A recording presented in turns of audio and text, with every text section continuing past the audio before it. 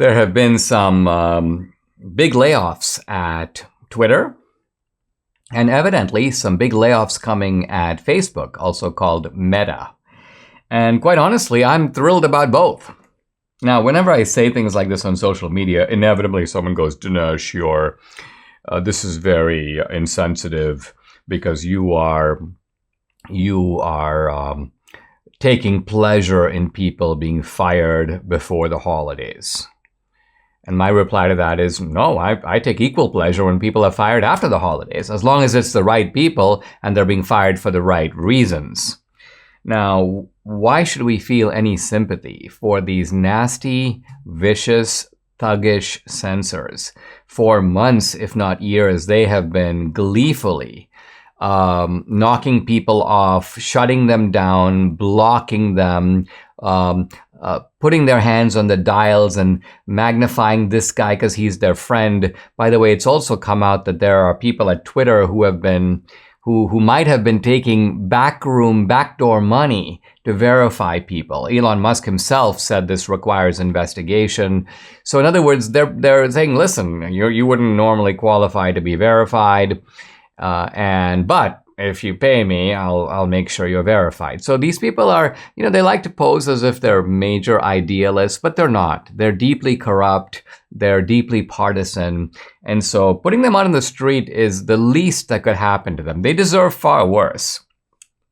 Now, the same with Meta. I'm delighted that their whole metaverse is turning out to be a dud. They've made some horrible decisions.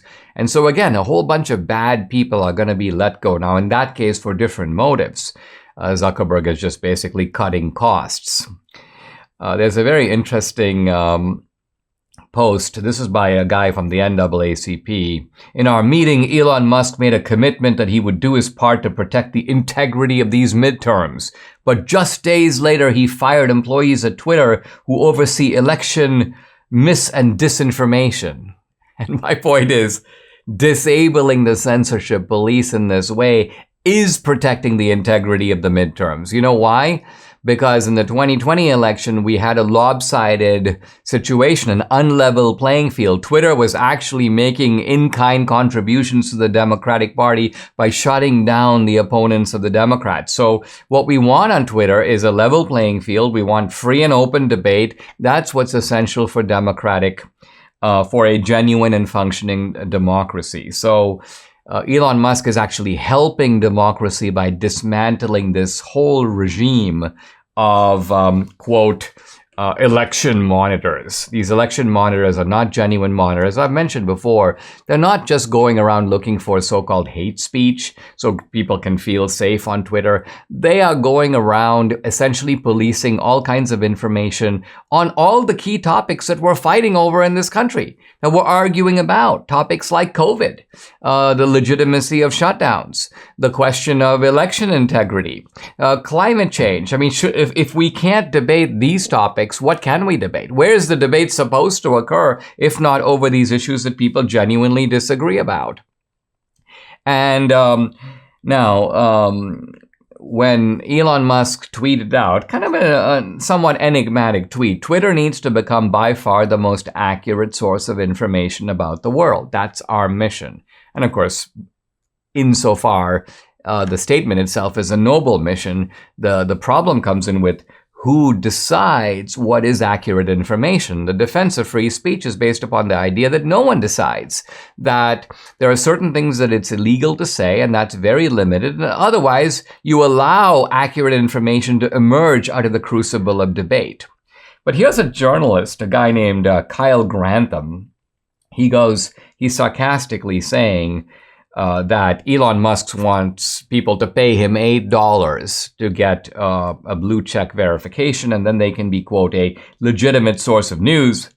And then he adds, rather than just ensuring all legitimate sources of news are confirmed, and he's talking, of course, about these news organizations and these so-called arbiters of truth. And Elon Musk rightly replies and says, you represent the problem. Journalists who think they are the only source of legitimate information. That's the big lie. And I couldn't agree more, not only because journalists are not the only source of legitimate information, but journalists are actually the biggest liars of them all. In other words, journalists, if you look at the lies that the mainstream journalistic community has put out in the last 5 years, they actually are worse.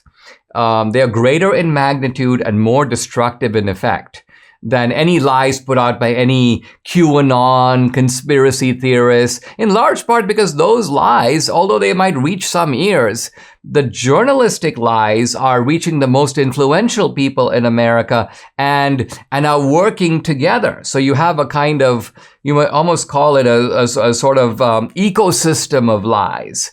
That is NPR puts out a lie, it's then reinforced by the New York Times, it's reinforced by PBS, and so reinforced by CBS News. And so the lie essentially is like a snowball that continues to gain snow. Happy to see that Kathy Griffin, the so-called comedian, I mean, this is an unfunny comedian. You can't really laugh at her anymore. She used to be kind of funny in the old days when she, but not anymore. In any event, she was apparently using Elon Musk's name, pretending that she was Elon Musk. Now, if there's one thing that should be stopped, it is identity theft. You can't pretend to be someone else and tweet, quote, in their name. And so sure enough, Kathy Griffin has been suspended. Now, a lot of people on the left like, if I'm going to be leaving Twitter, I'll never be seen on Twitter again. But of course, Kathy Griffin pops right back, now tweeting under her mom's name. And apparently her mom is dead. So she's like, listen, I'm going to tweet in my dead mom's name. So Kathy Griffin is clearly addicted to Twitter, and Elon Musk rightfully just prevents her from her masquerading. Well, she's been masquerading as a comedian for a while now, but she's being prevented from masquerading as Elon Musk.